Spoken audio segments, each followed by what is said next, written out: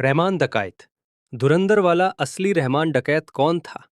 पाकिस्तान के शहर पर करता था राज। Black Pathan suit, black blazer और ब्लैक शेड्स।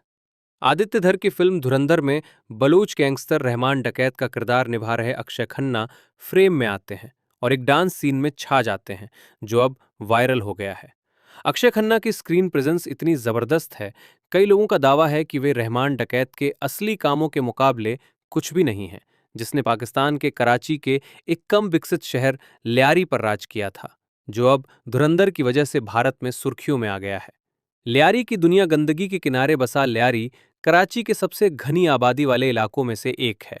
1700 के दशक में सिंधी मछुआरों और बलूच खानाबदोशों की बस्ती ये असल में कराची से भी पुराना है। समय के साथ दूसरे सामाजिक समूह भी लियारी की लगभग 9 लाख लोगों की आबादी 2023 की जनगणना के अनुसार का हिस्सा बन गए हैं। ऐतिहासिक रूप से शहरी प्लानिंग और नागरिक सुविधाओं के मामले में इस शहर को प्रशासनिक लापरवाही का सामना करना पड़ा है। गरीबी और विकास की कमी ने इसे अपराध का अड्डा बना दिया।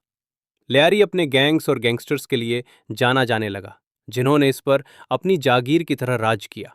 समय के साथ कानून लागू करने की कोशिशों की वजह से ये बदनामी कुछ कम हुई है। दिलचस्प बात यह है कि लियारी नाम लयार नाम के पेड़ से आया है, जो कब्रिस्तानों में उगता है, और इस इलाके में गैंग वॉर के दिनों में कई कब्रें बनी हैं। इसी लियारी की दुनिया में रहमान डकैत का जन्म हुआ था। रहमान डकैत का उदय 1980 में मेंढरक स्मगलर दाद मोहम्मद और खदीजा बीबी के घर एक बेटे का जन्म हुआ। ये बच्चा, जो बाद में खुद को सरदार अब्दुल रहमान बलूच कहने लगा, उसने अपनी किशोरावस्था में ही ड्रग्स बेचना शुरू कर दिया था। कहा जाता है कि 13 साल की उम्र में उसने एक आदमी को चाकू मार दिया था। 2 साल बाद उसने कथित तौर पर अपनी मां का मर्डर कर दिया। खबरों के मुताबिक चूंकि उसके मां के संबंध एक दुश्मन गैंग से थे। मां के मर्डर की अफवाहें सच थीं या नहीं, लेकिन रहमान का नाम बढ़ता जा रहा था। उसके खतरनाक अपराधों की वजह से उसे रहमान डकैत नाम मिला। जैसा कि धुरंधर में अक्षय खन्ना कहते हैं, रहमान डकैत की दी हुई मौत बड़ी कसाईनुमा होती है। पाकिस्तानी अखबार द एक्सप्रेस ट्रिब्यून में किंगडम ऑफ फियर नाम के एक आर्टिकल के अनुसार रहमान 21 साल की उम्र में एक गैंग चला रहा था। आर्टिकल में लिखा है, रहमान जबरन वसूली, किडनैपिंग, ड्रग्स की तस्करी, गैर कानूनी हथियारों की बिक्री और कई दूसरी चीज़ों में शामिल था। लगभग एक दशक तक गैंग वॉर की वजह से लियारी में जिंदगी ठप हो गई थी, क्योंकि रहमान और उसका गैंग अपने दुश्मन अरशद पप्पू और उसके साथियों से लड़ रहे थे। रहमान की राजनीति में एंट्री। रहमान सिर्फ डर के सहारे लियारी पर राज करके खुश नहीं था, उसने राजनीति में कदम रखा। लियारी पाकिस्तान पीपल्स पार्टी का गढ़ था, जिसकी स्थापना पाकिस्तान के पूर्व राष्ट्रपति स्वर्गीय जुल्फिकार अली भुट्टो और बाद में उनकी बेटी स्वर्गीय बेनजीर भुट्टो ने की थी। प्रेस की तस्वीरों में रहमान पूर्व गृह मंत्री जुल्फिकार मिर्जा के साथ और बेनजीर भुट्टो के आसपास नजर आया। ऐसी भी खबरें हैं कि रहमान के मामले में राजनीतिक दबाव के कारण कानून लागू करने वाली एजेंसियों के हाथ बंधे हुए थे। हालांकि टॉप पुलिस अधिकारियों ने इस बात से इनकार किया है और कहा है कि पुलिस पर कोई दबाव नहीं था। लियारी में राजनीतिक और प्रशासनिक खालीपन की वजह से रहमान सत्ता में आया। इलाके में डेवलपमेंट की कमी और गरीबी ने रहमान जैसे लोकल पावर सेंटर को जन्म दिया था। एक्सप्रेस ट्रिब्यून ने एक पीपीपी नेता के हवाले से कहा, राजनीतिक हस्तियों ने लियारी को नजरअंदाज किया, नतीजतन रहमान डकैत जैसे लोगों ने उस खालीपन को भरा। लियारी में बेरोजगारी एक बड़ी समस्या थी और आज भी है। रहमान लड़कों को रोजाना दिहाड़ी देता था और उन्हें कलाश्निकोव देकर इलाके में गश्त करने को कहता था, और इन लड़कों को पता भी नहीं होता था कि वे किस पर गोली चला रहे हैं। सत्ता की भूख नहीं हुई शांत। सत्ताधारी पार्टी से संबंधों के जरिए मिले राजनीतिक प्रभाव से रहमान की सत्ता की भूख शांत नहीं हुई। वो सीधा कंट्रोल चाहता था। उसने डकैत नाम और उस पहचान को छोड़ दिया जिसका वो कभी आनंद लेता था, और खुद को सरदार अब्दुल रहमान बलूच कहने लगा। इस नाम में खास तौर पर उसके कबीले बलूच का जिक्र था। उसने अपने विरोधी गैंग से रिश्ते सुधारे और 2008 में पीपल्स अमन कमेटी बनाई।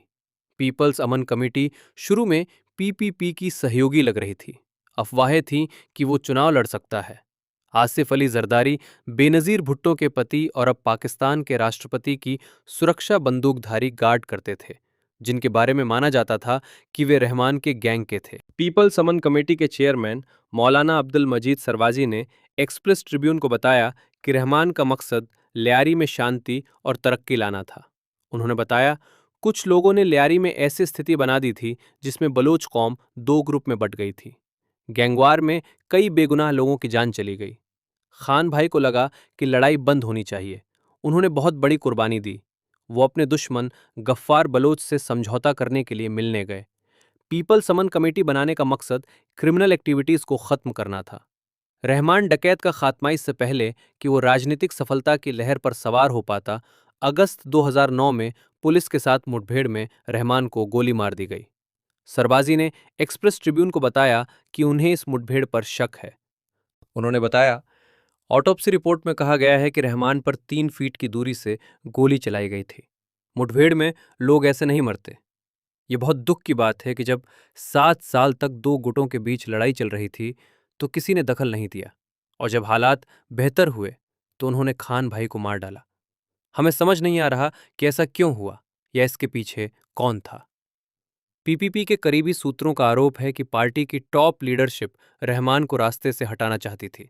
इसके पीछे कई वजहें बताई जा रही हैं, जैसे रहमान को पॉलिटिकल पावर चाहिए थी से लेकर वो बहुत ज्यादा बड़ा बन रहा था। हालांकि पार्टी के नेता इस दावे को खारिज करते हैं और कहते हैं कि वो जरदारी जैसे पीपीपी के टॉप नेताओं के लिए बहुत मामूली था। एक और थ्योरी है। आरोप है कि रहमान बलूचिस्तान लिबरेशन आर्मी को हथियार बेचने में शामिल था और उसकी हत्या एक खराब डील का नतीजा थी।